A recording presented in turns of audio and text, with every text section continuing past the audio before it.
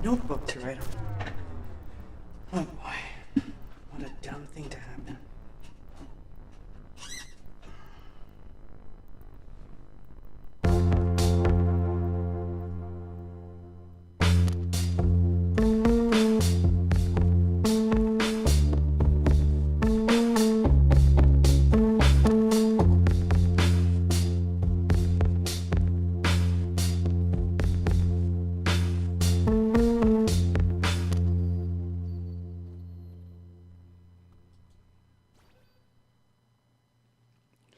This is funny. Can't believe I'm gonna do this. Oh shit, I gotta remember this. Okay. Yeah, see? If I don't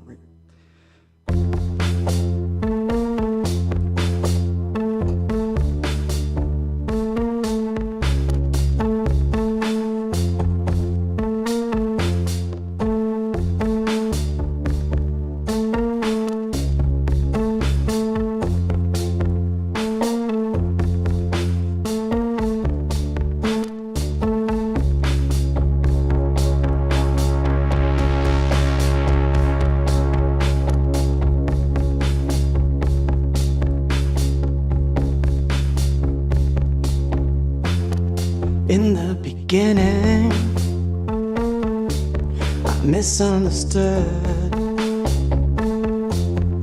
In the beginning, I held my hand to you. You can tell me what you think, and I don't mind. You can break me with your words tonight.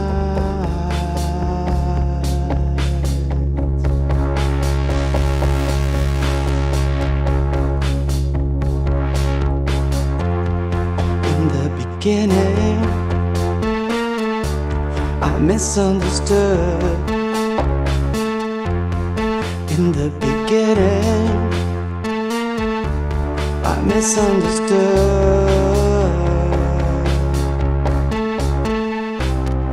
You can tell me what you think, and I may agree. You can tell me how to live, but I have the option to forget.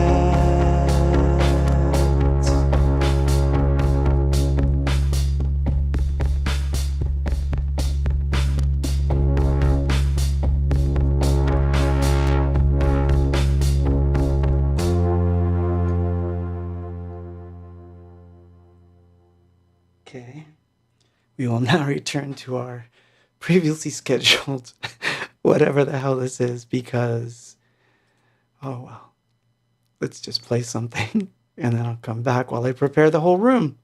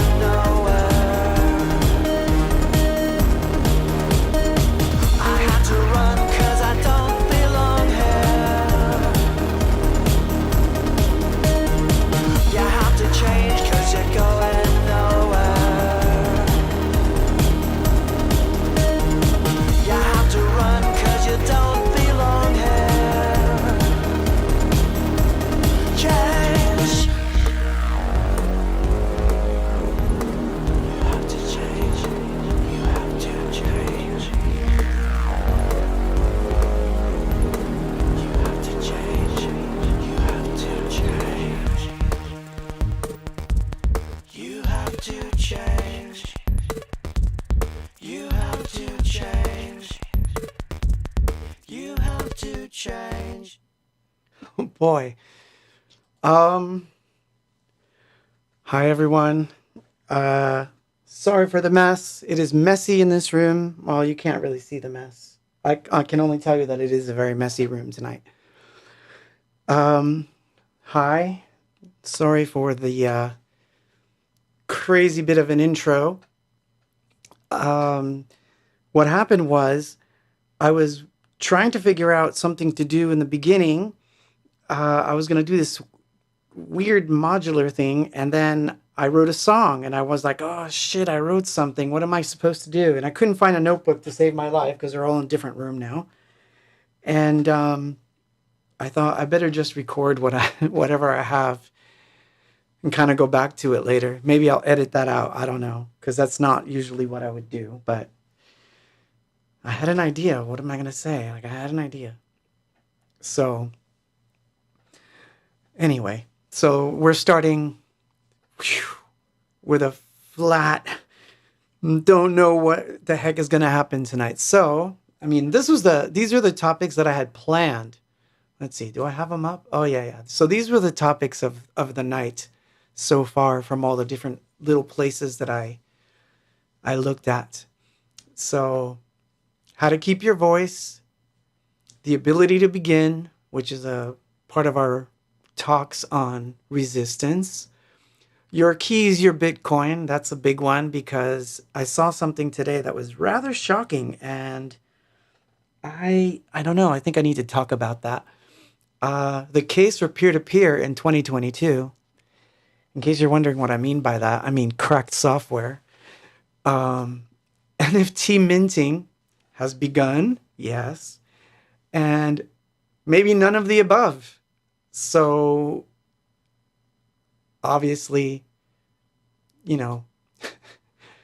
feel free to ask questions as we go along. I have some music planned, but I think that the funny things about the tracks that I'm going to play tonight are they vary from remixes or odd versions of songs to complete weird demos. And what I mean by demos is really old demos. So basically we'll get through the evening playing those, but I'm going to every time I'm about to play one, you guys are going to have to vote. And I'm just going to look at the chat and see what wins, demo or the remix. Now, if you choose remix, that doesn't mean that you're going to get a song that you know. So, anyway. So, I got asked a question, and let's see if I can pull it up. Let's see. Oh my God, can I do this? It was here. Hold on. You can watch as I look for it. I think this will work. Yes, it was here. Oh, no, I don't want to add another thing.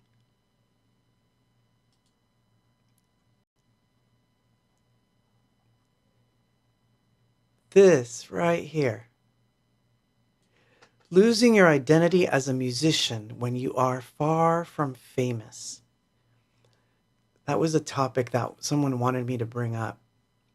And I thought that was really interesting. I thought it was a very interesting thing to bring up.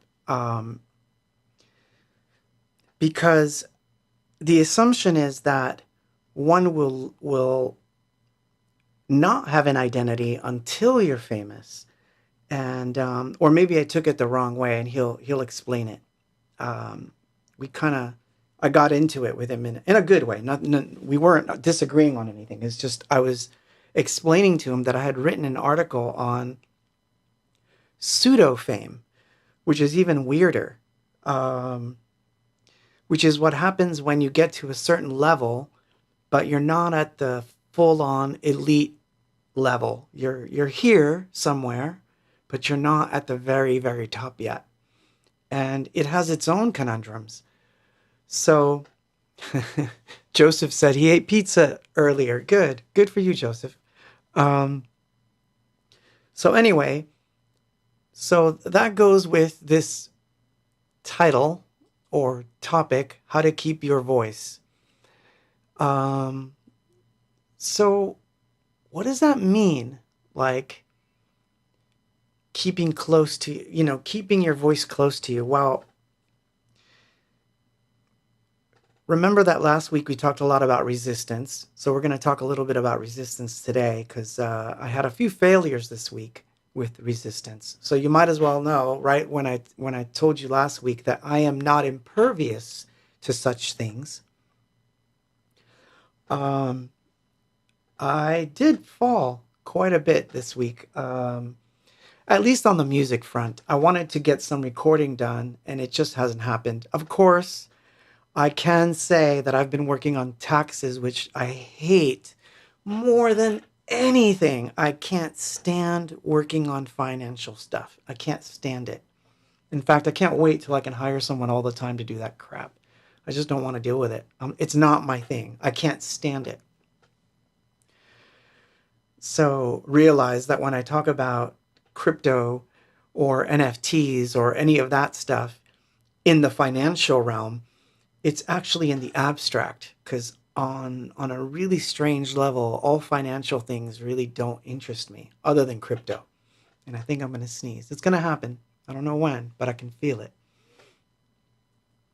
But don't worry, you can't catch anything through the interwebs. So I hate doing it. It's been a pain today. I'm almost done. I'm going to have to sell my left lung to pay for those taxes. And no, I'm not happy about that. But at the same time, it's shit that has to be done. So that is my only excuse for not recording this week. And I would argue, like the like the little bitch I'm gonna sound like,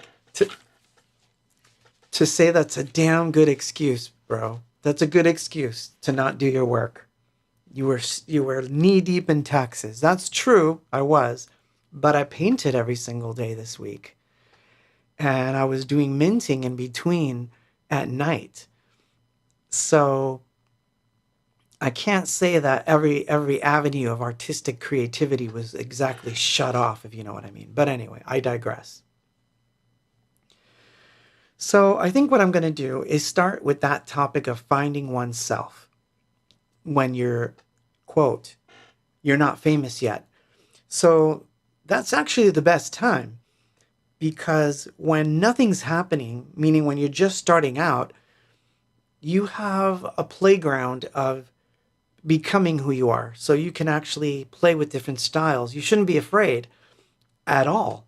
You should just experiment as much as possible. What do you like? What are your weaknesses? What are your strengths? Where is your songwriting going? All these different discussions, I would say growth discussions, they're awesome to have during the time when you're just starting, because fortunately, no one has pigeonholed you yet. Things become, believe me when I say this, things become more difficult as time wears on, and you do get to a level of fame. And the reason it happens is because, of course, let's say you had a very successful first record and a very, very successful second record. Well, by the third record, honestly, you're kind of pigeonholed. This is who you are and this is what you do. So the minute that you decide to deviate from this, that's when you run into trouble. And that's when actually all the identity crises precipitates action. No, kidding. No, not really. But anyway, I haven't drank anything. Oh my God, I'm a spaz tonight.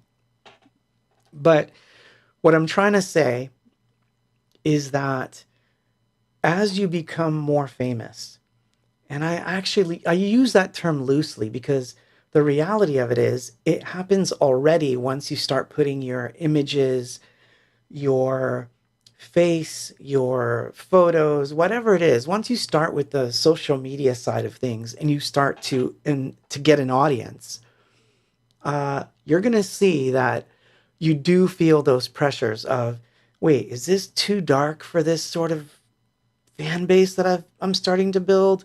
Is this too lighthearted for this group of people that I've started to follow me? You know, like, these are questions that are going to arise.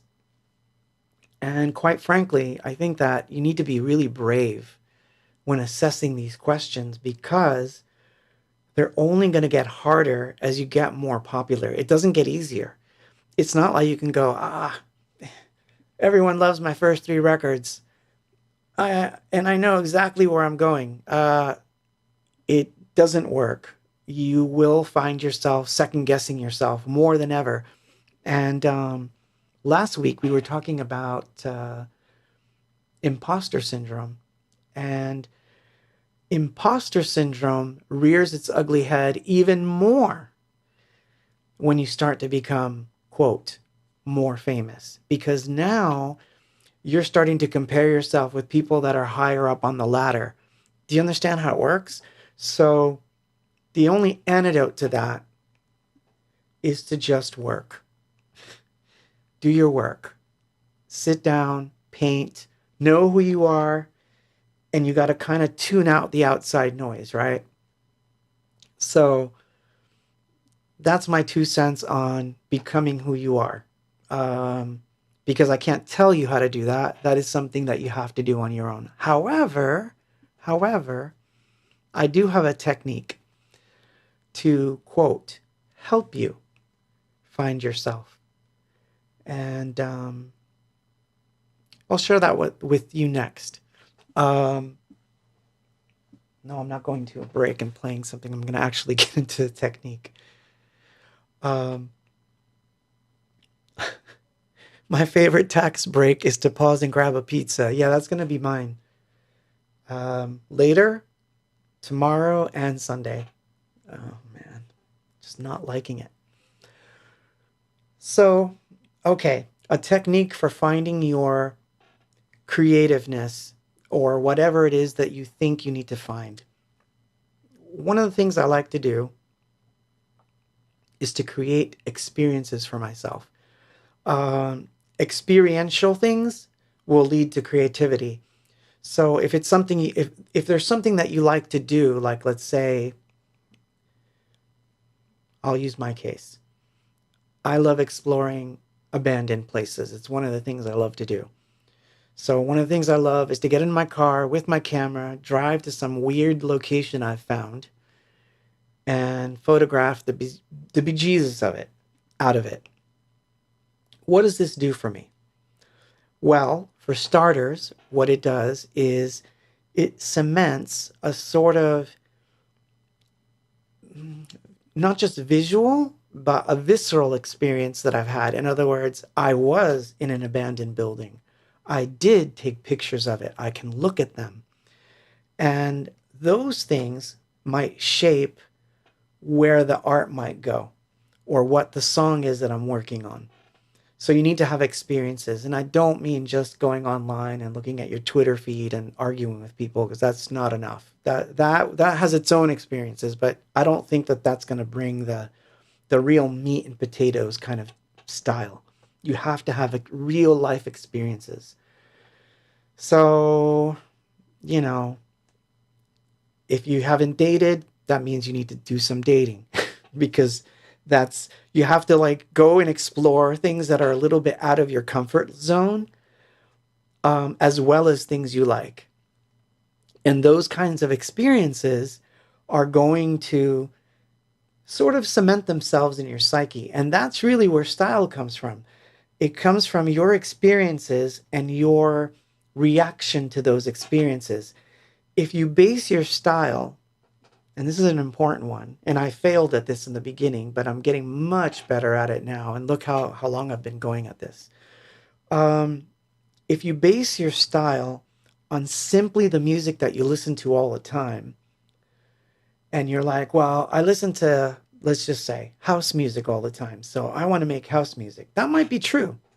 I would agree with you 100% if you say, I want to make house music because I love house music. I love dancing to house music. I love the way it's produced. I love going to clubs, blah, blah, blah, blah, blah. So I want to make house music. Cool.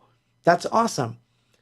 You can now copy 500 other people that are doing house music and sound exactly like them. So how do you find your style within that style? Like, how do you find your little corner that's separate from everybody else? Like, where do you find that corner? That's a tough question.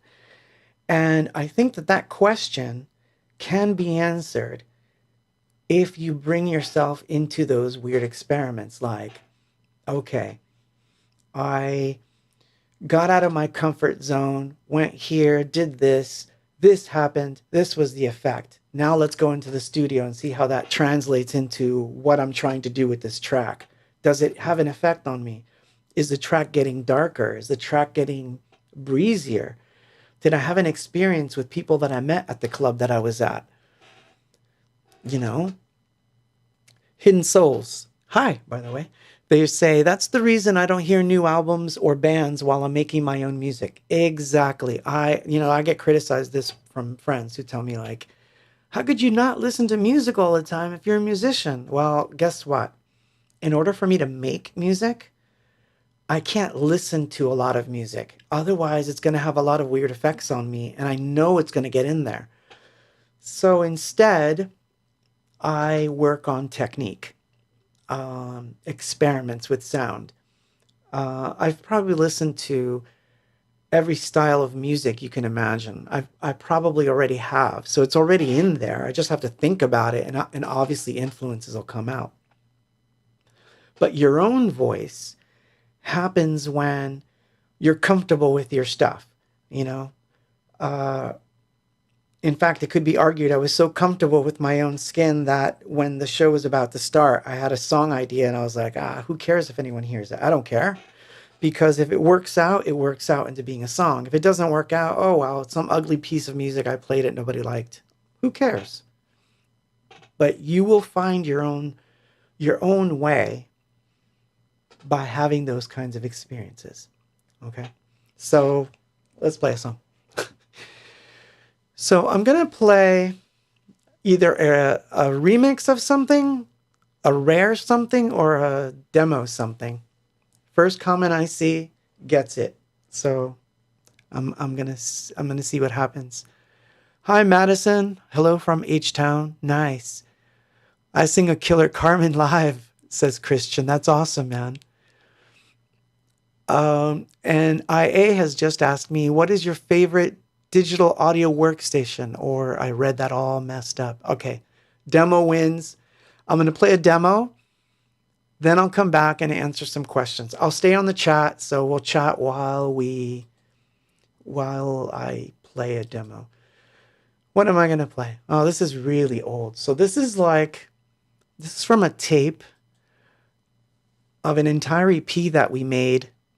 And we never released it. It was, well, first of all, we never fully recorded it. All there is demos. And this one's called There's Something About. And I'm going to play that one right now and chat with you guys.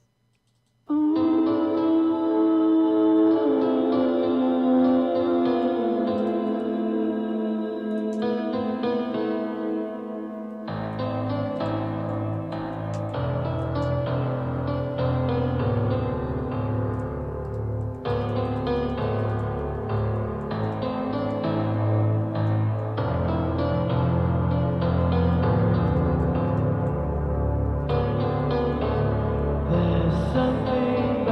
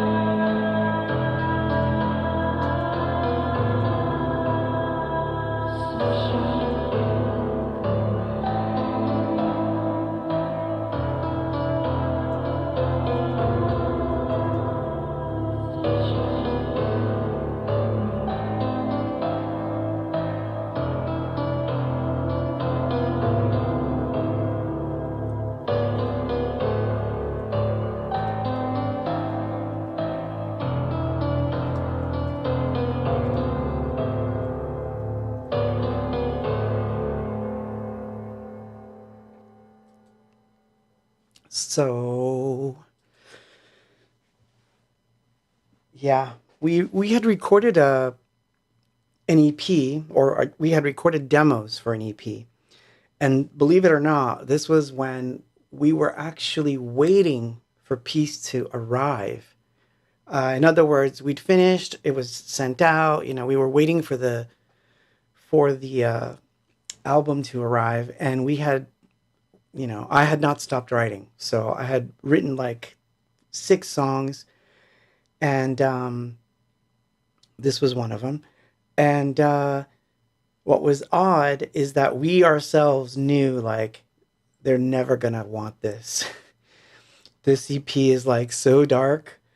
There's like no drums on it. It's just this dark EP, and we just knew it. And we never showed it to anybody. Like we were like, screw it, it's our own thing.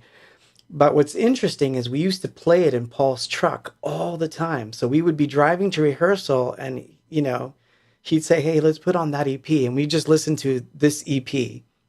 And so it was a funny time period.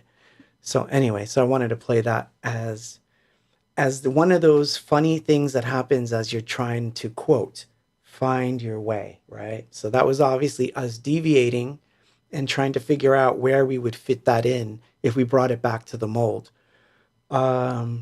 I would say that it bears resemblance to, like All These Hours and that kind of stuff, right? But yeah, it's one of those things. I have that folder just sitting on my drive, and I'm thinking about probably putting it on Bandcamp. I don't see why not. I gotta clean them up a little bit more. I spent some time with them, but not a lot. TMT Mixes says it could have worked on Worth, similar style to Someone Speaks. Exactly, yeah, it's that sort of thing. And we went in that direction, obviously, for Worth. And Worth, thank God, had a few songs that were a bit more uplifting. And so it has its own, And by the time Hope came out, it was too late. So we kind of, these songs got sort of forgotten, but not by me. I still like them. So eventually they'll see the light of day. But so the next topic of discussion for the evening was, let's see what else. Let's see. We covered how to keep your voice. Yeah. I should just print this out. The ability to begin. Oh, yes. That famous thing. The ability to begin. What is the ability to begin? The ability to begin is that funny start that you get when you first start writing. And this, again, it applies to everything. It doesn't matter if it's NFTs. It doesn't matter if you're painting. It doesn't matter if you're doing sculpture. You're about to start some new business selling, greeting cards, whatever the heck it is, The very first steps, and I think that everyone gets this sort of wrong, is that everyone always thinks that the first thing you have to do is a lot of research. And I can definitely say I have fallen into that trap. You overanalyze the start of the thing. Oh, thank you, Colin. You know what I mean? Like, you have to, it's that funny feeling of, I need to start, but I gotta research. First of all, forget all that. The first part is to just start. Do the work.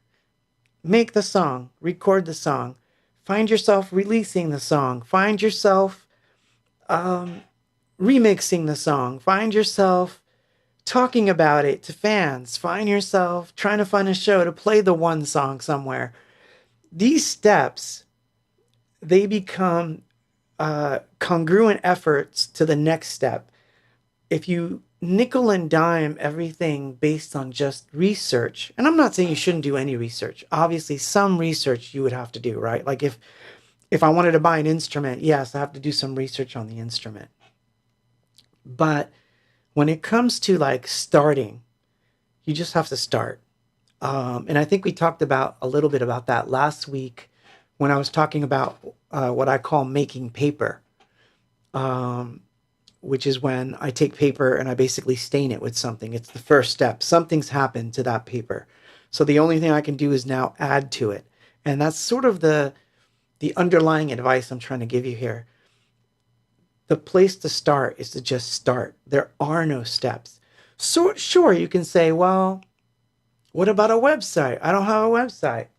Screw that. If you don't have a website to start with, fine, just get a Twitter account. Fine, just get an Instagram account or something on the blockchain, something brand new that you've never tried before.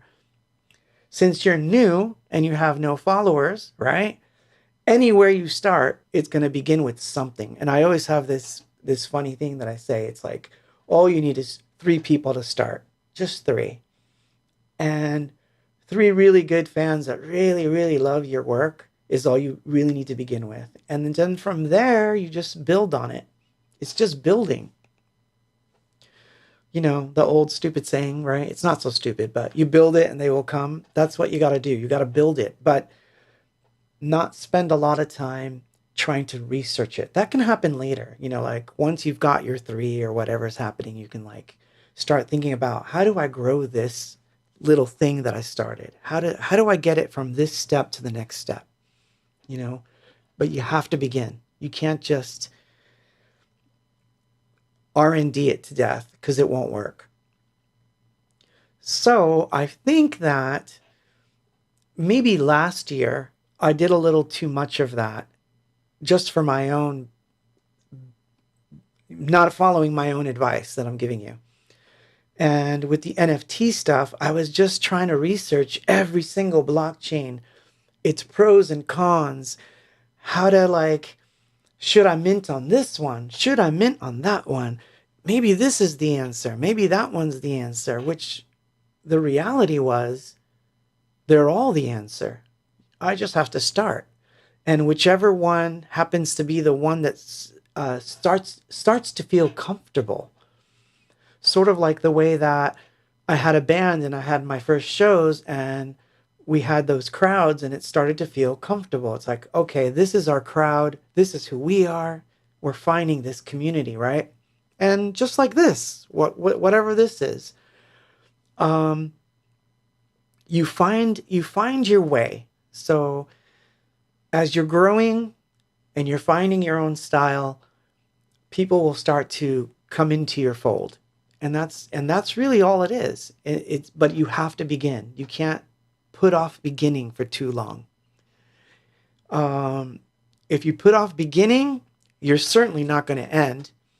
Because at least I can say, well, if you started a project and you stopped midway and you said, you know what, this is sucking, I'm not liking it. That's one thing. Or if you got all the way to the end and you failed, and by the way, that's an important step too, failing. We talked about that last week. But if you fail, that's not a bad thing. It's a good thing because you could learn from it. So you can do the next one even better. So, you know, you got to start. You can't be afraid to start. So, and not to put too much of a finer point on it, some of these remixes and songs I'm going to play tonight reflect that aspect of it, right? If I had said, I'm thinking about writing these dark things that don't have blah, blah, blah, and I'm thinking of burying your voice in reverb, Danya, and I'm thinking about this, and all we did was have, let's say, band meetings for 2 months, I'm pretty damn sure that none of the songs that I'm going to play for you tonight would exist in any form. And that's the sad part.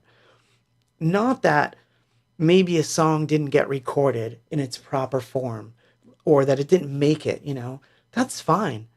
I think it's worse that it may stay in your head and you might think to yourself, man, I never recorded any of it. Even as a memo, didn't record it. I think that's worse because that's the soul crushing stuff, right? So you gotta do the work, but you have to start. You guys are so funny. I'm reading your, I'm trying not to read your chat as I'm talking because that messes me up even more. But okay. Demo or remix? First chat gets it.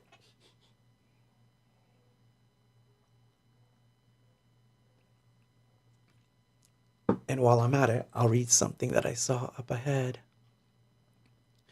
Oh, yes. I forgot about that question. So, remix wins. Thank you, DJ Synth Gamer. Remix wins. That was first. But that automatically sets up the next one. So we know the next one will be a demo. So 3 demos, 1 remix. But remix for now. So I'm going to get this out of the way. So Jim asked me on Twitter if there was pieces of gear that I had ever bought that I was ever really disappointed with. And yeah, there are a few actually. There's one that's sitting in my closet right now that I thought I was going to get into. And I did all this research for it. And again, research, right? I should have just rented one and I would have been better off. So I did all this research for the circuit, right? I'd seen some videos and some people did some amazing stuff on it. But certain aspects of that piece did not click with me. But I didn't know that until I had it. But I'll talk about that when we come back. I'm going to play a remix. So this one is I'm going to put the overhead on. There we go. So this one is a fast forward remix that has just been sitting on my drive. This is the Purveyor fast forward mix, which is actually quite good. Something has to happen with those remixes, man. I don't know what to do because I have so many of them, and that was not exactly the... I don't know. I don't know what to think about it other than I love this remix, and I don't know what I'm going to do. So, remix.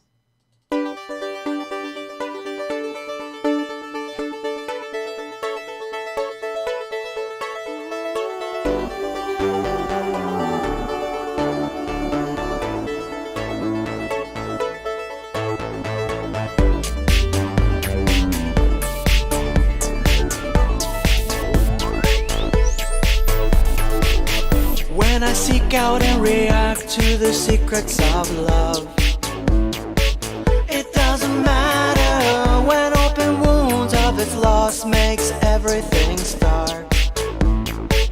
It doesn't matter when all the bombs in my head go off all at once. It doesn't matter now.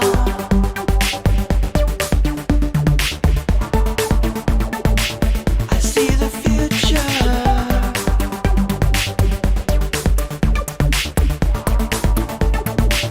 I'm moving forward. I can't explain it all. It doesn't matter. I can't explain it all. It doesn't matter. I can't explain it all. It doesn't matter. I can't explain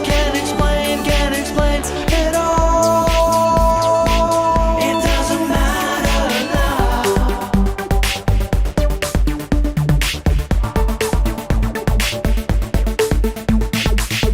What if life had no meaning other than life? It doesn't matter. What if the pain was a process over 2 lives? It doesn't matter. And all the words and the tears meant nothing to us. It doesn't matter now.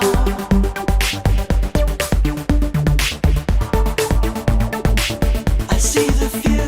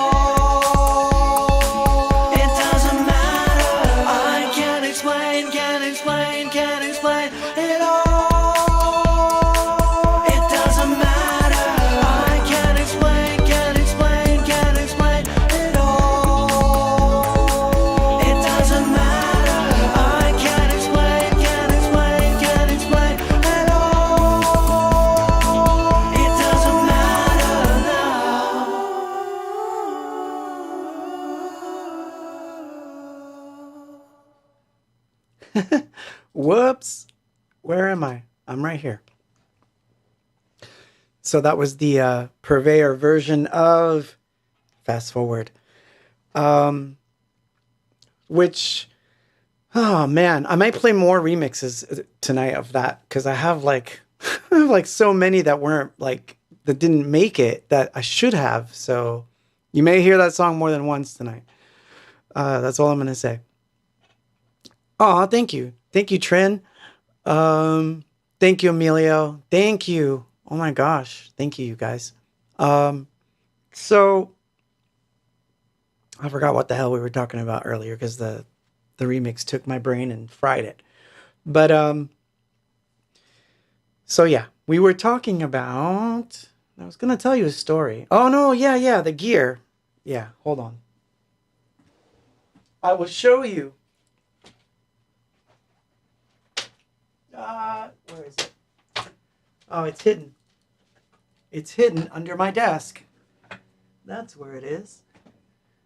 That's interesting. Well, it's not there. It's still in the closet. It hasn't come out of the closet yet. Okay, so I have, sorry, adjusting my seat and it's squeaking.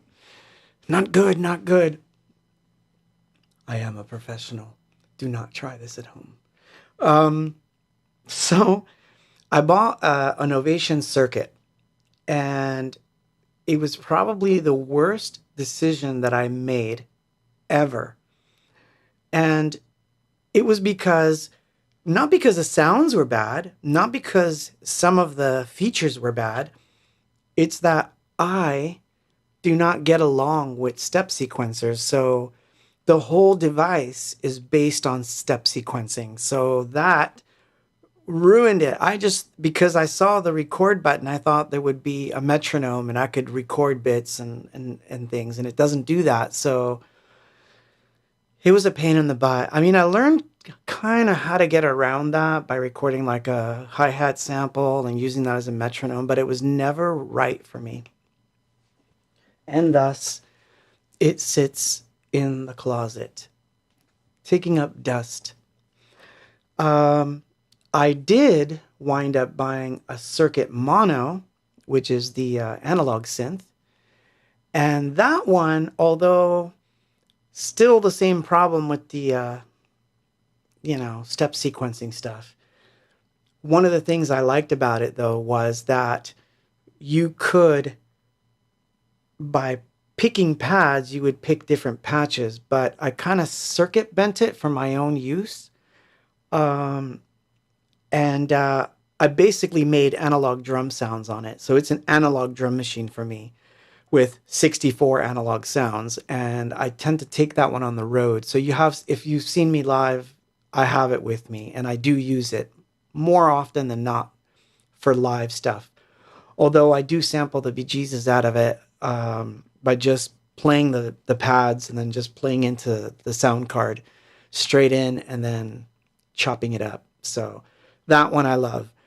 But the original circuit, it didn't work for me. So wait.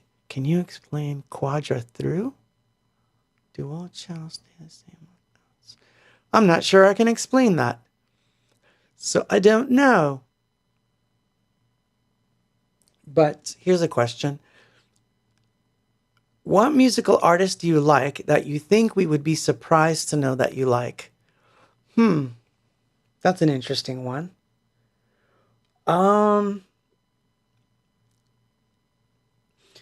There was a period in the early to mid 2000s where I kind of got into indie rock. And I was really into Yoshimi Battles the Pink Robots, Flaming Lips. I was really into that album. And then I wound up buying an album by the Doves called The Last Broadcast. That's a great album, and I like it a lot. And then I like the one that came after that. So I may like certain types of music that I will dive into for a short while and then escape out. I like Daniel Johnston. I bet you nobody knows that I like Daniel Johnston, but I do. I like him a lot. I have a lot more in common with him than people know. But I liked that, for example, he recorded everything. And I was jealous of how many cassettes this dude had of all his recordings. So those are some that I would say, that people would never think I would like that kind of stuff. But yeah, I do get way out of my Scratchley Perry. I bet you people don't know that I like him very much, but I do, because I like the dub reggae stuff a lot. So, like, for me, it's like whatever. I don't go through the trend stuff. It's sort of like I'll go through my own trend where it's like, oh, I'm in this mode, and then while I'm in that mode, I'll listen to certain kinds of music, right? But only to a point, because again, it starts to invade too much, and then I know that it's going to like invade too much to the point where I'll start sounding, like wanting to do everything like that.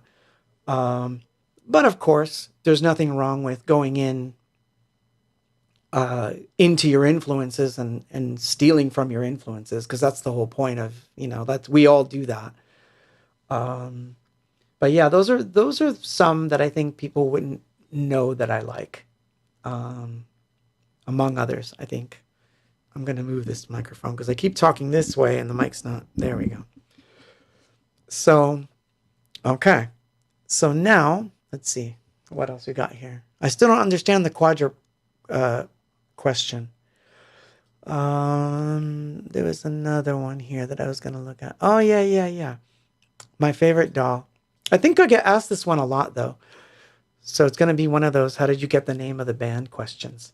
But my favorite digital audio workstation, but I don't consider it this, is Ableton. Ableton's my favorite, by far. But I'm one of those people that uses gear based on strength and weaknesses. I am not a maximalist on anything when it comes to that kind of stuff, because some of that gear does have its weaknesses. So, for example, I've never upgraded to Ableton 11. I haven't done that yet. I will. There's reasons why I want to. But I haven't. So therefore, because I'm still on 10, you realize it doesn't do takes when you do vocal recording. And it would be easy, right? I just upgrade. I have the upgrade. Done deal. Not so fast.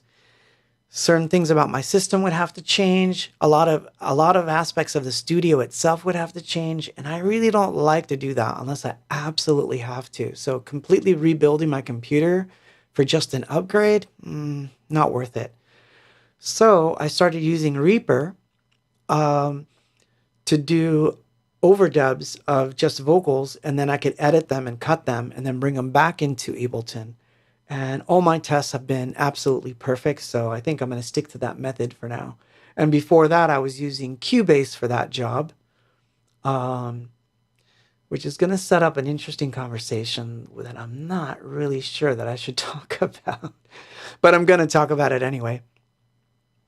Yes, Emilio. Scratchley Perry. I love him. I love him. Rest in peace. By the way, one of the best interviews and weirdest of Scratchley was in Synthpop in 2020. That was a really, really good one. I forget what issue number that was, but it was good. It was a good interview. You know nothing about him by the interview. You just know he's an extension of whatever our creator is on Earth. He was just so weird. I wish I could be that weird. Maybe I am. I don't know. But he was weird, man. I loved it. So, the next topic of conversation was, well, we can kind of pivot these two, I guess. your keys, your Bitcoin. All right, I'll do the Bitcoin one first. It kind of saves me a little bit from the pain I'm going to feel after the next topic. But I saw something today that I think doesn't need saying unless you've never owned any crypto. Those that own crypto, you should know this. This should be like your rule. But in case you don't, I'm going to explain it. When you want to start getting into Bitcoin or Ethereum or Link or Wax, whatever it is, there are basically, I'm going to say it like this. There's two ways you can really own it. One, you buy it and the crypto goes directly into your wallet, which is what we call a self-custodial wallet. It means I own that Bitcoin. No one can touch it. Or you can buy the crypto from a third party, which is like if you're on an exchange. So for example, if you're on crypto.com or FTX, Coinbase, Binance, one of those situations, yes, you own the crypto, but those are called, it's basically a custodial situation with the exchange, for lack of a better word, holding the coins for you. You have partial keys. You have access to the coin, but if some regulation were to come out where, the government needed to stop anyone from paying you, they could tell the exchange, hey, don't let anyone withdraw Bitcoin from this address. You're out. So your keys, your data, your keys, your Bitcoin. So when you get into crypto, it's very common that you're going to buy stuff like Bitcoin, Ethereum, Link, all that stuff, somewhere like Binance or Coinbase, because you feel more comfortable. It's a comfortable setting, right? Like going to a bank or something. You feel comfortable. I have a Coinbase account, so I'm not going to lie. So it's fine to do that. And it's fine to use an exchange for trading and doing some stuff. It's fine. You're learning. But once you're serious and you're like, I've bought $500 worth of Bitcoin and I want to make sure that this is mine and it stays mine, that's when you have to buy either a Trezor wallet, Atomic wallet, Exodus wallet. And those, you are going to be given a 12-word key. It's not a password. It's literally the key. If you lose this key, if you give it to someone else, crypto's gone.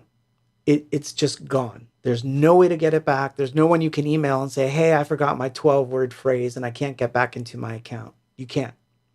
So that key, it's imperative that you write it down. And it's also imperative that you don't give it to anyone. So imagine my horror and surprise when I was looking at an FAQ on the IRS website where someone had asked the question, how can I articulate what crypto I own? And the wording was, you can give us your private key. Like this was literally on their site. You can give us your private key. And I was like, what? They obviously think people are dumb enough to do it. But can you imagine, giving the IRS your private key to your Bitcoin? That literally means that even the IRS employee could literally rebuild the wallet, see everything that's in it, and transfer all the money out of it to whatever wallet they want. The next time you log on, you would just find an empty wallet and a ledger that says your stuff was sent to another wallet, which you can't, there's nothing you can do about it. That's the one thing about crypto that I know that some people don't like, which is the whole point of there's no one I can call. No, it's your money. So you have to be careful with it and you have to be the custodian of that money. It's not a bank. You are the bank. That's the point. You are your own bank. So you do not ever, to anyone give your keys. No one. It's not the same as a wallet address. The wallet address is like giving someone your email and you guys are, you send them some stuff, they send you stuff. But your key, your private keys, you give it to no one. So can you imagine the horror of seeing that? The IRS fishing, literally fishing for people to give them their private keys. And it was very clear. Private encrypted keys. Like, what the F? Like, don't do that. Do not do that. You guys are having your own conversation about MIDI, I see. It's a funny one. You can ask me questions about MIDI, I don't mind. It's like some of it is burned in my head. 16 channels, 128 controllers. I wish that would end. I have a programming language that I wasn't writing the programming language. I was speccing how a programming language could be written that would forever end MIDI. And I called it MIDI over HTML. And apparently some aspects of it are going to show up in MIDI 2.0. I'm talking trivia here for the nerds, for the synth nerds out there. But I had devised this plan, and I knew nothing about code, but I knew that I had done some stuff with CSS, and it had given me an interesting thought experiment, which I was able to talk to the president of Roland Corporation about. And he looked at me and said, "You're one of those scary guys that could ruin our industry." That is literally what he told me. And then he offered me a job, which I turned down. But the idea was this simple. You would have an a CSS file that would basically reference as many channels as you wanted, and you could put any synth on any channel. So I could say Korg is synth 1, channel 1. That means that now the DAW or your DAW or your controller would now talk to only that synth because it was designated as div number 1, just like you do with HTML. So, and the same went with controllers. You could move a controller on the synth, and on your CSS editor, it would show that you're moving the filter off of synth A or 1. And you could map something really quick just by turning a bunch of knobs. They would all show up on this list. And then all you had to do was like give them names. And now you could have a program that would open a screen and everything would have its names. It was so simple. So simple. And I don't know why nobody ever did it. So, because you can send MIDI over USB and you can send a gazillion bits of controller data. You're not limited. They would just have to rewrite one simple part of MIDI and call it MIDI HTML. And so, yeah, you weren't limited by channels. You would just go to your next synth and your CSS would know this is not the same synth as this synth, so therefore you are synth number 2. Done. And if this synth had 16 channels, you would say, okay, split synth A or synth B into 16. Quick little line of code. Boom. All the channels. Same thing. Move your knobs on each channel. They would be mapped with their names. Like, I had this all planned out. And yeah, it scared the bejesus out of them, I should say. But yeah, I used to run 4 MIDI channels out of my MPC into 4 modules, one that had 16 channels, one that was a 4 channel, one that was 2 channels. It was a mess. I'm glad I don't have to do that anymore. It's just different on the computer. It works faster for me so that I can, like, load up a sound. It's there. I just play it. I don't care what channel it's on. Thank goodness. But I'm going to play. So what do you want? Remix? Demo. Oh no, we said it was going to be demos this time. Hola desde Argentina. Ooh, nice. ¿Cómo estás? We have to do the Spanish version one of these nights. So we agreed on demos earlier. So overhead, let's see. Demos. Where is it? Oh, this is really old. So this one's from 1988. So I believe we actually played this song once live at the Pipeline in Newark.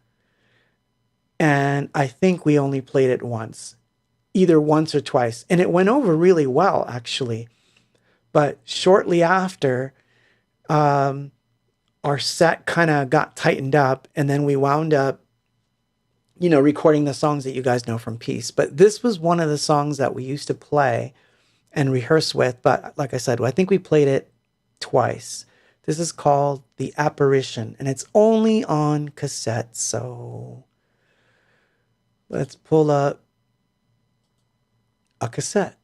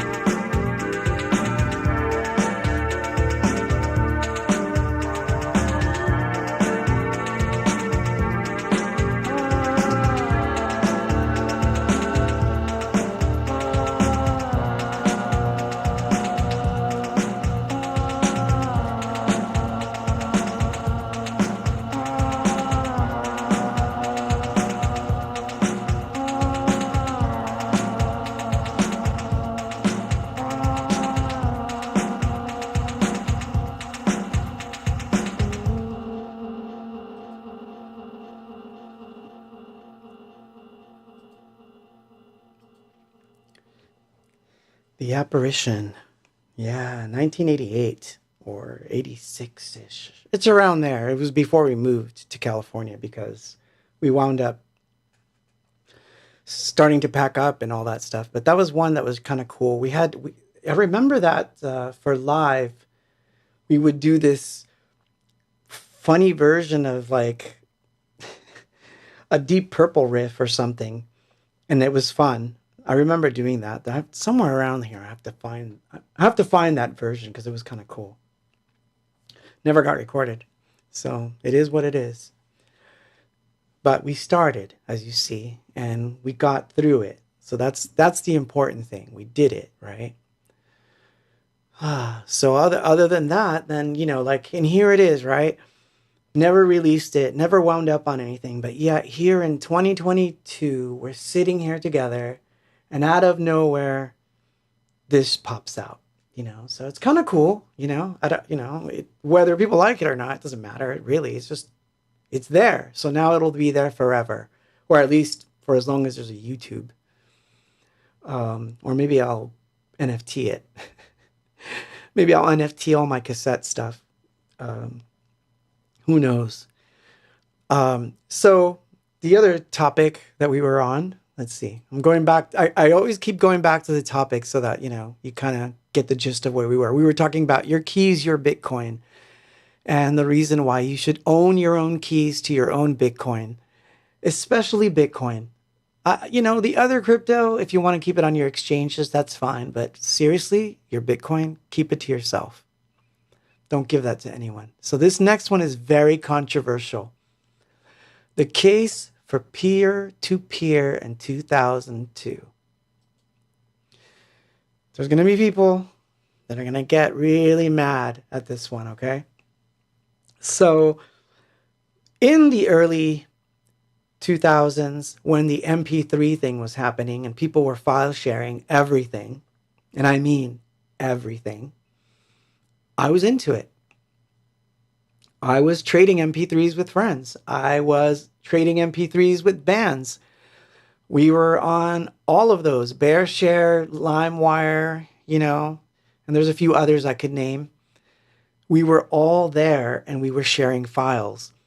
And I didn't give a rat's ass what the labels thought about it. I really didn't. And I didn't consider fans taking the MP3s as stealing. Because I had this sense of how software seemed to work. And it's played itself out within my own use of software quite a bit. Let me give you an example. There's basically three groups of people that are going to crack software or file share. So three basic ones. One is the guy or gal who can't afford anything. They're poor as F, but they love the music or they want to try something. They got to work, so they're going to do anything they can do to get their hands on something to make some creative effort. We'll get back to this person in a second. Type number 2 is the person that was never, ever planning to buy it in the first place. Wasn't going to buy the song, wasn't going to follow the band, wasn't going to buy the software, wasn't going to do anything with it. I kind of give them a sort of pass too, because they're not passing it on. It's sort of like, yeah, whatever. No, delete. This is cool. I'll try it for a little bit. Nah, delete. They're not going to do anything with it. They're just doing it. And the third type, the dangerous type, was the one that would take the crack software and then sell it to someone else for a lot less than the person that put out that software. Or, these are people that were basically bootlegging software. So that's the third group. So I'm leaving them out. So they're not part of this conversation, because I think, that's not cool and you shouldn't do it. But the first two are interesting to me. Because obviously if someone's really, really poor and they steal my track, and then later they're like showing up at shows when they can't afford it, I don't care. I don't care. I never cared. So no, Ira, don't feel bad, man. I did it too. I did it, man. I had all of it. That's how I know I like this or I don't like that. I tried everything. So as I got more involved with software, as I met developers, particularly when I met developers from Ableton, particularly when I met developers from Steinberg and so forth, these were pieces of software that I really liked. I started to really invest in their software. So, meaning I went out and bought it. But there's a caveat. So, just so you know, I'm not kidding. I think I have it. Where is it? Oh, it's here. No, I know I have it. Darn you. Where are you? Never when I need it. Well, it just shows you how often I use it. Hold on. Nope, I don't have it on me. Where is it? Oh, that's gonna suck. Anyway, you know those Steinberg USB keys? You know about those? I actually have one. I have it. I am a legitimate owner of Cubase. But I never use that version. I still use the funky one. Do you know why? I hate when it talks to stuff that I don't want it to talk to. I hate when I open my software and it says it's time for an update. So I turn all that stuff off if I can. Can't stand when that happens.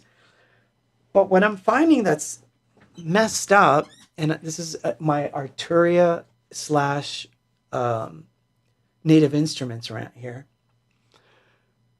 What I'm finding that's interesting is that now the software, now that we've actually paid for it, it's no longer ours. And that bugs me. So let me give you an example. At one point, I owned Photoshop, Premiere, and all of those outright. I bought the DVD. I had my serial number. I was on Adobe. I registered. I was using it. I used it for outside work. In fact, I was doing some video stuff for people. So these were tools I loved.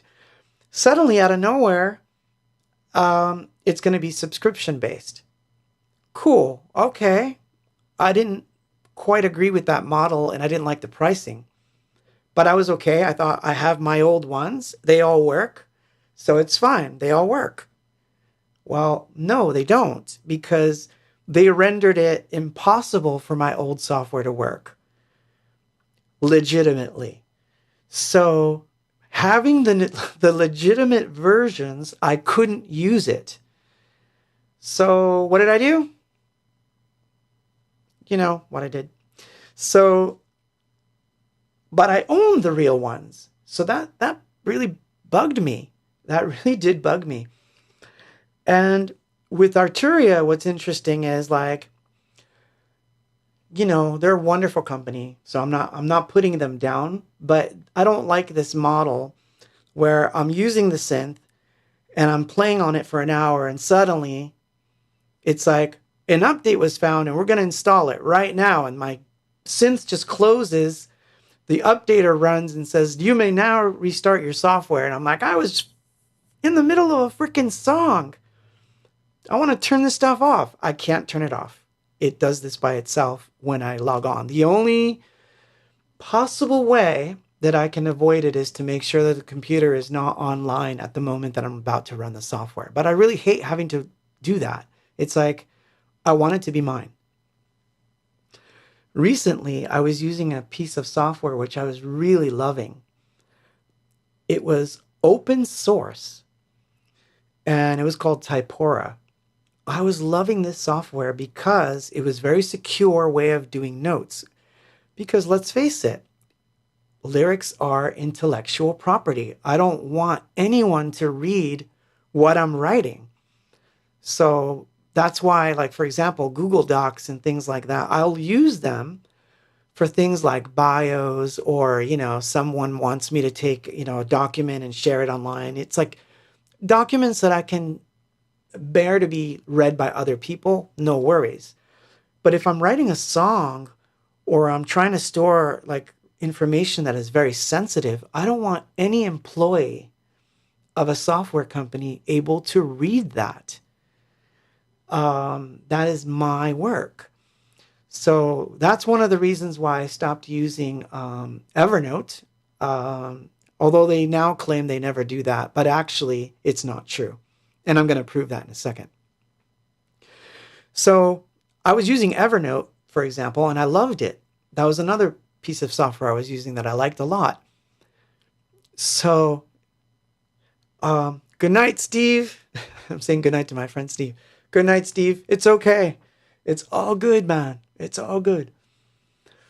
So I was using this software and come to find out that they could read my notes. So I went on all these different FAQs and found out that they claim that they don't read your notes. But there's a contradiction. Because if you look at their terms of service, it says, if we find any notes that are, not up to the standards of our community, we could terminate your account. And I'm like, you're a word processor. If I'm working on a song and I want to write about whatever the F I want to write about, what does it matter to you? Why are you going to police what I'm writing? Freedom of speech. So I'm like, are you kidding me? I can't even write in my own software what I want to write? F you. So I stopped using Evernote for that reason.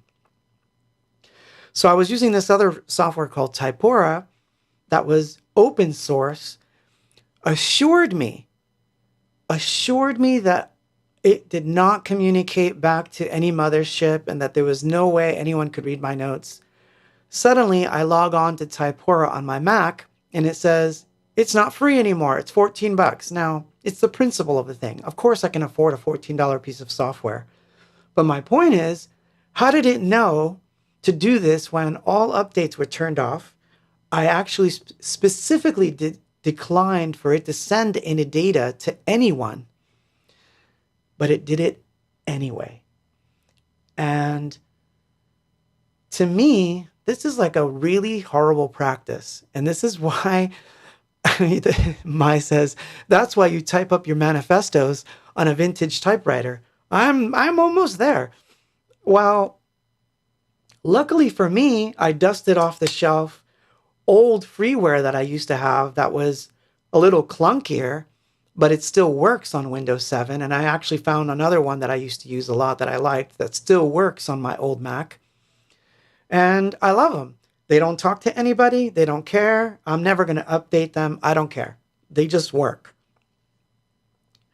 So it's this weirdness, right? Like, I don't want the stuff I'm using to be tattletaling on me. So it makes me want to go back to a funky version that I know doesn't do that because it can't, because it was stripped out of it. And so this is one of the many reasons why I'm starting to think that peer-to-peer sharing is going to come back stronger to bite these companies in the ass. I think it's going to come back to bite them if they keep this weirdness of infringing on the user's data or infringing on the privacy of the user. It's like, what if I was going to write songs that were anti-government? I'm not saying that I'm going to, but what if I was? Do I want my Ableton or my Cubase to say, hey, you can't record that kind of music? F no. So to me, this is setting up some weirdness. So as I'm aware of the drama going on Twitter about Elon Musk and, from both sides of the fence, actually. I can see both sides. I can see the points from both sides on that issue. But as I see this, it makes me wonder, how much are you willing to give up if we can't even control our own software? Like, I bought the damn thing, let me use it. It's mine. And now they're saying it's not mine. So I found that to be very odd. So as you know, I love using Reactor. I love Reactor. But now I'm like scared shitless because there's rumors that Reactor might be discontinued. And when Native Instruments does this kind of thing, when they run their updates, if it finds an old version of the one you're using, it deletes it. So I actually have to find I had to do this. I literally had to do this. I had to go look for the DLL files of all the plugins that I love and put them on a separate drive so that I could bring them back in case they get deleted. I shouldn't have to do shit like that. I think that's just bad practice. Don't do it. Don't do that to us. So I can hear all the hardware people going, and that's why you use hardware. But I don't know, because now we're starting to have a hardware that the only way you can update it is by firmware that's connected to the internet. So it's starting to invade your hardware. So it's not like you're that much off the hook. Your TVs are starting to do that now, right? So we need to take our data back. We need to start telling these people, if I buy this, it's mine and I'm using it. I promise I'm not going to do shit, but you need to stay away from me if you want my support. Otherwise, LimeWire is coming back, and it's going to come back in force because you think it's not going to work. You think that these people aren't going to do it. I'm telling you, people will do it. If they feel that their stuff is in danger, they will do it. So don't go that road, and be upfront about things. If you're developing a piece of software that eventually you're going to have a paid for version, tell people that that's what you're going to do. Don't surprise them and suddenly lock them out of their software, because that's what happened with me with Typora. I couldn't access my notes at all unless I paid for it. I had to go through the back door to grab all the files and import them into a new program. But I was never able to open the program again without paying for it. And it was not a demo. It was supposed to be open source. So that's what? I know, right, Ira? So I'm not advocating that you go out and steal stuff. I'm not advocating for that. I honestly don't. I have a legitimate copy of Ableton, a legitimate copy of Reaper, Reason, Reactor. I'm an owner of those things. But man, if you start messing with the way that I can make music, and that the only way that I can do it is to buy your software, but go find the Pirate Bay version just so that I can work, you're being counterproductive. First of all, you're forcing me to be counterproductive. And as a company, you're not invested in my best interest. So that's my little rant on peer-to-peer. True stories, every single one. I can't say that there's not any funky software still sitting on my system because, like I said, I own the keys to most of everything I've got. But sometimes I prefer the old version that doesn't ask me for anything. And that's another reason why, by the way, I like developer-made VSTs that are just plain dudes that just want $10 for their software, and I buy it outright because I know that they're working hard and they're not doing any of that crap. So I always prefer to support the little guys. So, that said, one of my favorite DAWs coming up that I'm really enjoying right now is Reaper, and it's $69, man. So honestly, it's pretty good. But yeah, everything's sneaky nowadays. Okay, let's play a song. So is it going to be a fast forward remix or is it going to be a demo? I'm letting you pick. Oh my gosh. The things we talk about on this stream. Remix was picked. Okay, just realized it's fast forward. Oh, it's not playing. Oh no. It doesn't want to play it. No. Why are you doing this to me? All right, I'm going to have to try another one. If this doesn't work, I'm going to be in trouble.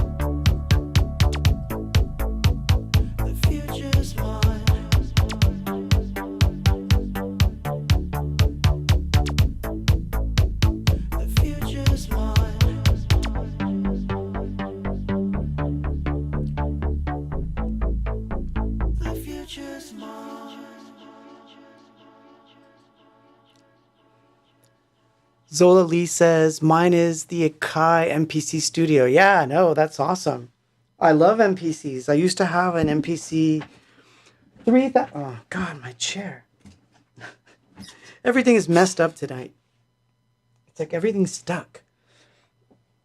I have papers all over the floor because I had receipts and all kinds of crap from doing my taxes. So I'm kind of cramped in tonight. Yeah, no, I used to have an MPC 3000. I had an MPC 60 for a long time. I had an MPC 2000 for a while. I'm a huge MPC fan. I couldn't go back to it now because now Ableton is my main thing. And I just, it's like, it's literally my other arm. But anyway, that remix was from Jared Ramey. And I actually like that one so much that I thought that was one of the only remixes I would do live. And I actually had him send me the stems so that I could like mess with it and do a live version of it someday. So that's the only one of the remixes that I really felt that I could do live in a live setting. So who knows? Maybe when I go do some shows, my chair needs a new update. Yeah, it does, huh? It's like squeaking like hell. But you know why I like this chair? I gotta show you. This. Hold on. Overhead. I don't know if you'll be able to see this. I'm gonna tell you why I like this chair. Watch this. Do you see how high this chair is? I'm standing. It's like, I could literally like sit on top of it. Like I'd have to climb on to get on this chair. But what's cool is that sometimes when I'm singing or like practicing, I've been doing it for a long time, I like to sit in a high chair. So it's like huge. I can never find a chair that's that tall. I've looked. So I kind of like it. The chair is not compatible with the desk. Well, actually, you know why it's not compatible with the desk? Because it's not a real desk. This is a hand-built rack unit, and my knees end gear begins. I think I have this much space for my legs under this thing because all the wiring and all that stuff's going under here. All my preamps, everything is here. And under here, under this area, if you can see, under this area are more electronic things. Like if I pull this out is an APC. Under that is an MPC 500. So it's like when I need certain pieces of gear, it comes out of here and goes right on top of this table. So, you mean what view? This view? Yeah, it's a, I don't know. I don't know that you could see anything, but let's see. So, yeah. Yeah, there's not a lot of leg room. Not a lot of leg room in this space. Speaking of, so next week, they're supposed to install a window right here. A new window. So I'm going to be moving all the cameras, everything out. And hopefully by Friday, everything's back to sort of normal. But I think I'm going to wind up putting camera number, this one right here, the overhead, I think is going to go over here. So it'll be a new perspective. And I think I'm going to change some stuff with the cameras. So at least it'll spice things up a little bit while they're doing construction. You know, and then I'll have to move all these weird dolls and things I have in here. I'm not looking forward to moving any of it.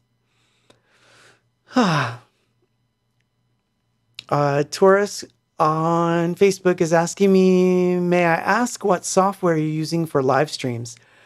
I'm actually using OBS with 2 cameras. Technically 3, but camera number 3, I barely use it. I only use it if I'm going to do like rehearsal stuff. It's over there. And I actually had a 4th camera, but that one died. And they're all going into a hub. And I'm able to stream to multiple sites at once using Restream. That's the setup. But it's an interesting, weird setup because I have two sound cards in use. One is used to capture the entire thing, and one is used so that I can play live and, you know, play all the instruments. So there's two sound cards in use, which is why I use OBS, in case you're curious about that kind of stuff, folks. But Zola says, I would love to see you use a mini novation. Well, I mean, on occasion, I'll bring stuff out and I'll start the show with something, you know, that's happening live. So it's either the machine running something on Ableton or the APC running something. And on occasion, I've brought out other things. But yeah, the circuit, I don't know, man. I don't know. I load that thing. I don't know that I can do that, but. So I'm going to play a song that's really old. So this one is from 1990. It's on a cassette. And this is actually one of the first diary songs. So this is a diary song. It's not even an anything box song. It'll become apparent when you hear the instrumentation. I will answer that question, John, when I come right back. But the answer is yes, I have, actually. I will play the song now.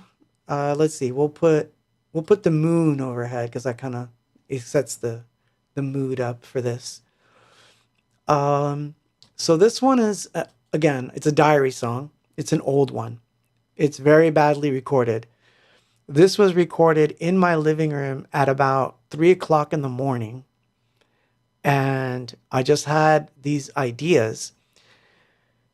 And it was because I was watching the news and there was something going on where it was an actual genocide. And I'm trying to remember that it was Armenian. It was during the Armenian some conflict, and it was like 1990. And anyway, it sparked this song, and it was one of the first diary songs. So I'm going to play that, and I'm going to see if I can find a piece of gear in my closet.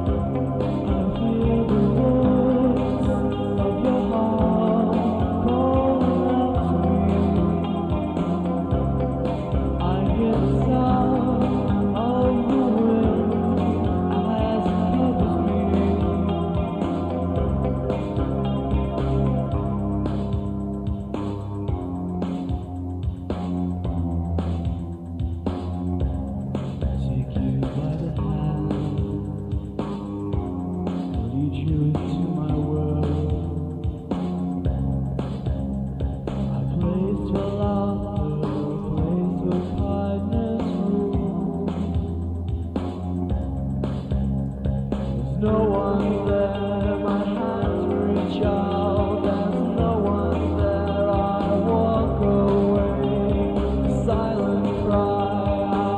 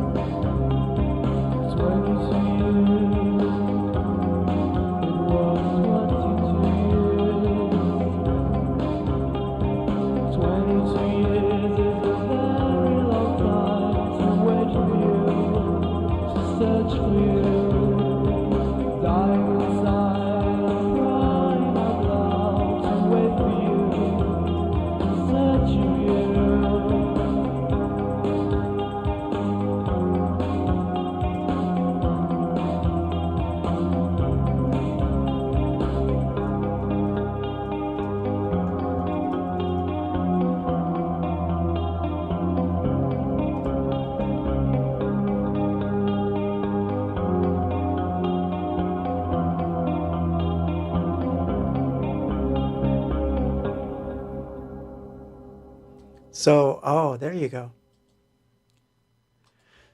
So there you go. Yeah, that's what it was. I had that was going on in and around that time. But it wasn't in 1990, because now I'm thinking that this particular track, yeah, no, this was 1990 for sure, because I was in California. I had just moved, and I had just started to formulate an idea that there was going to be something called the diary. And so, yeah, I had watched this documentary of survivors, and it just led to a bunch of songs, all of them really, really dark. So it's funny. This could be like, I have an entire EP of these things, because these were never recorded.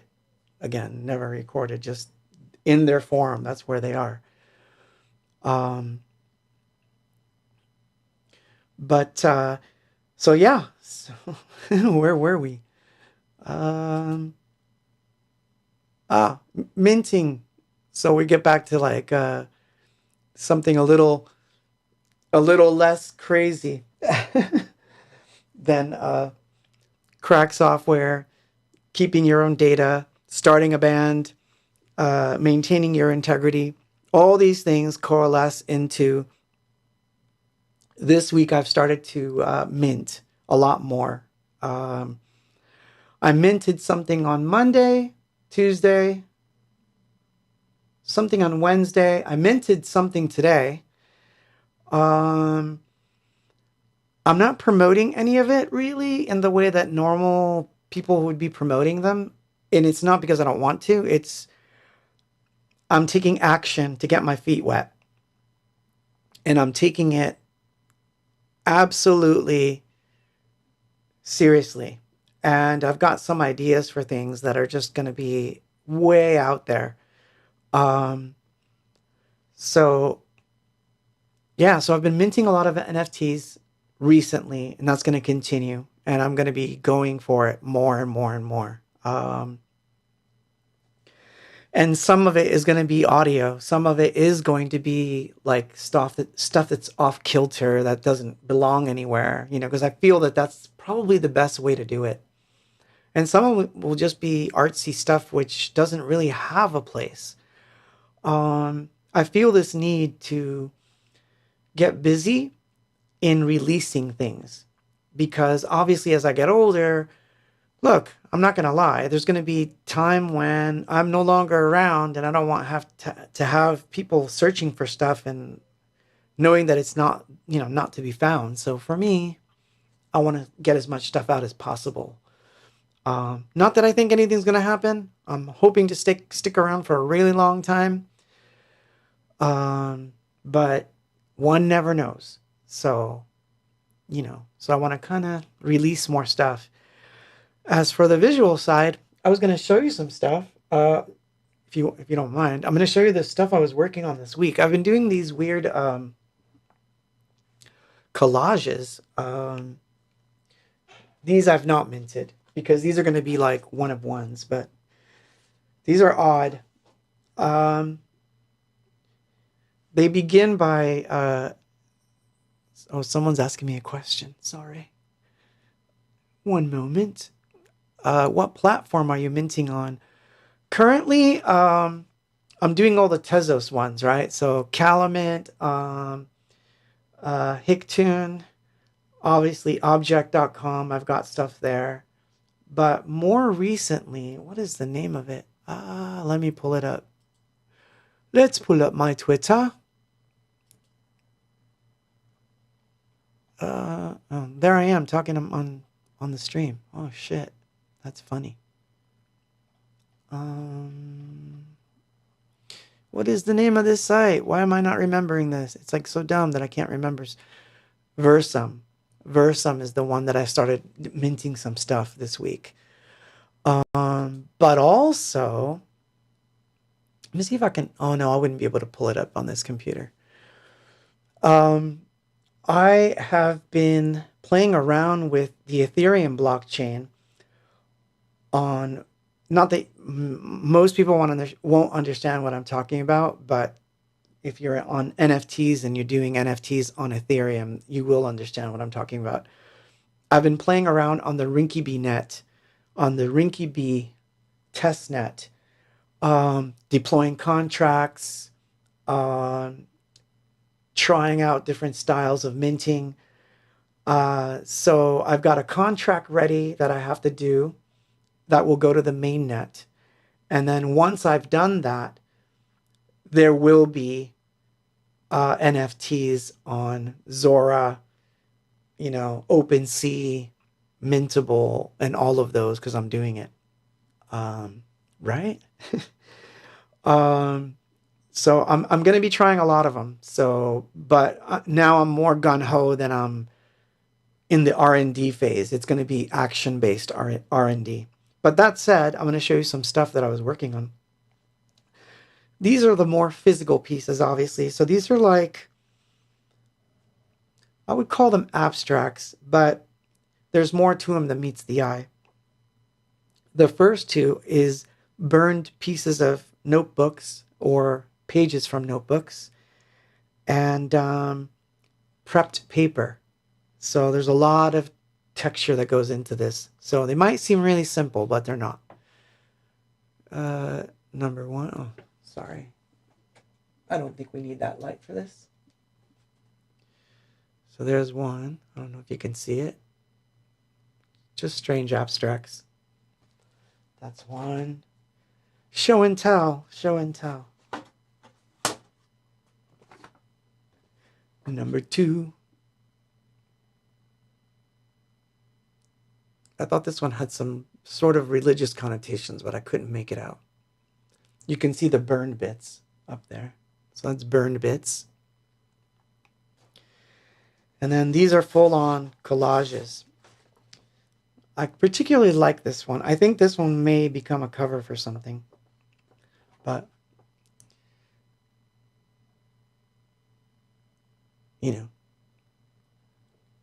that kind of thing.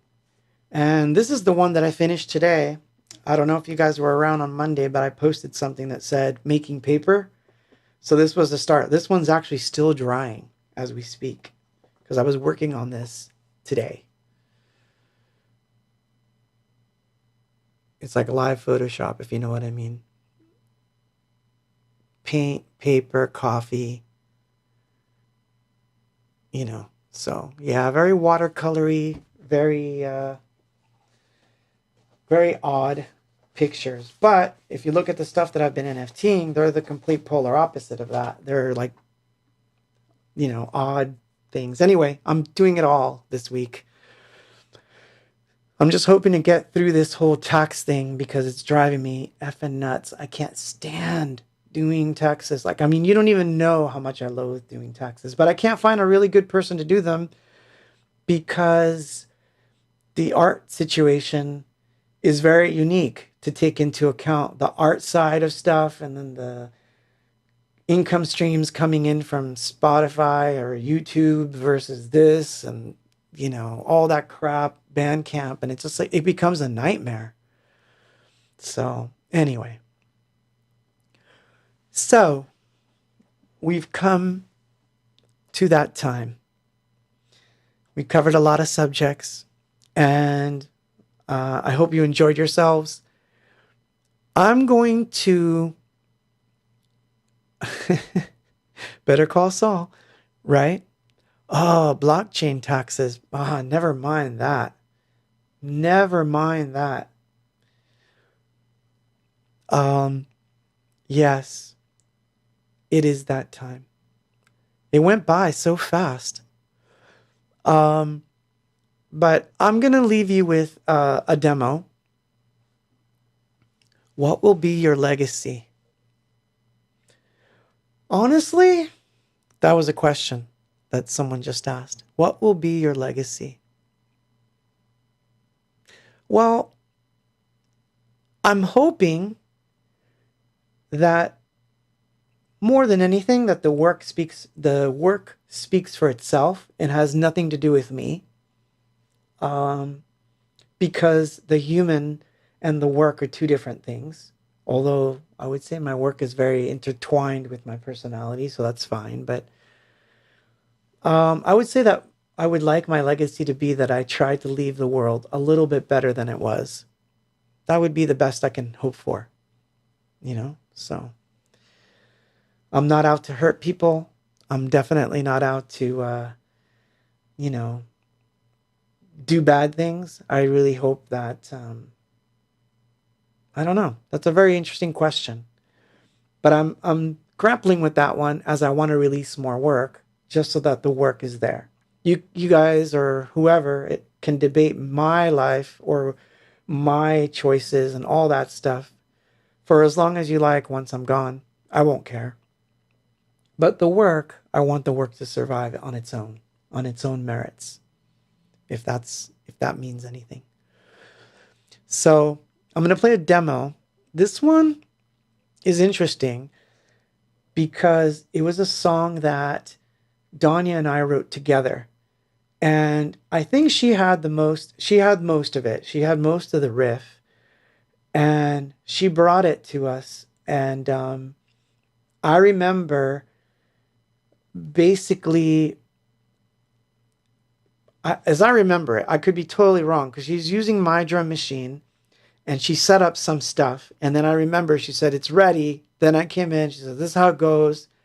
She taught me how to do everything that I was going to do. And the way that we were doing arrangements back then was basically muting, unmuting. So I know that I did all that. But she had some parts that she was going to play. And we worked on this one together, and I kind of always liked this one because of that reason.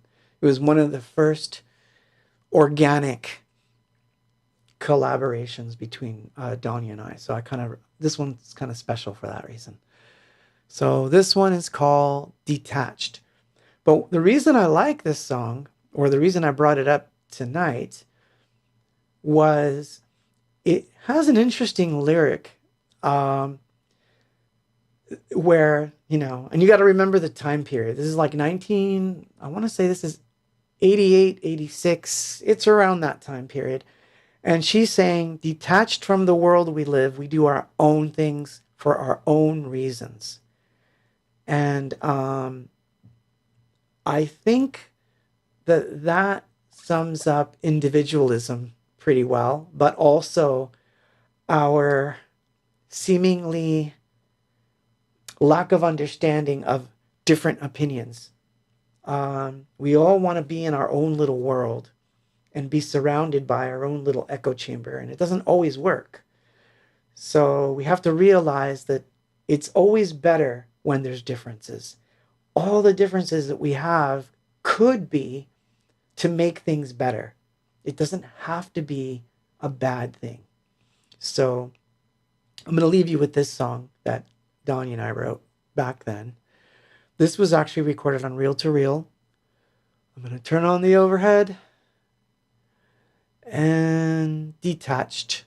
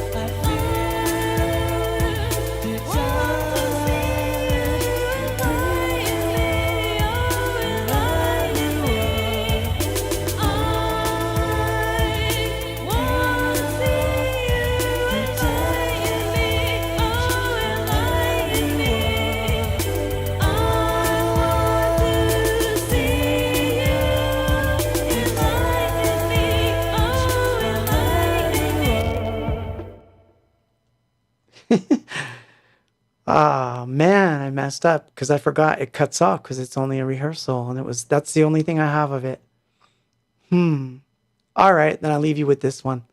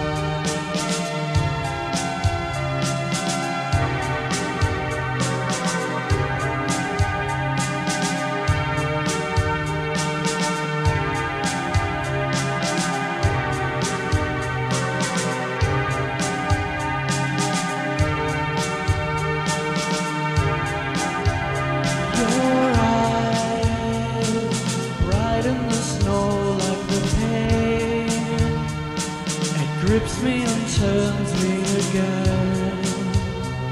My time is distorted at times like these. These hours are spent in the warmth of the fire that just endlessly burns. Something inside me, my heart cries out.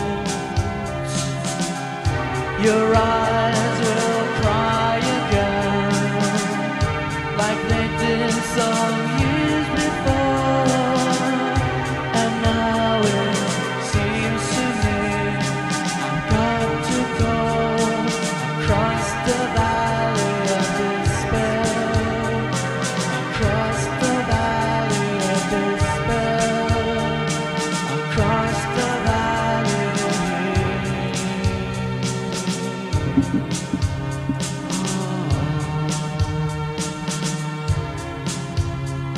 In life, I found so much ache from inside. I'm trapped in my destiny's tide. I'm forced to the point where I can't go back to you. Life is so full with desires. I feel so suppressed by your smile. It makes me forget what I had to say. Your eyes will cry again, like they did some years before, when everything was new and we lived across the valley of despair, across the valley of despair, across the valley of despair, across the valley.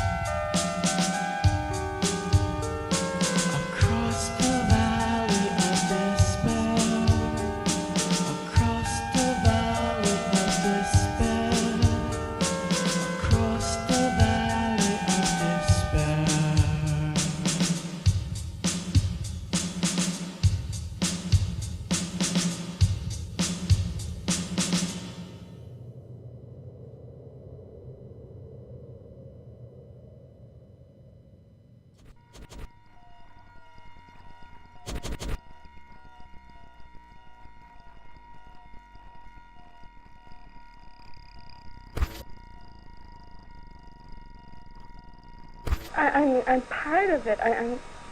Can't you see it?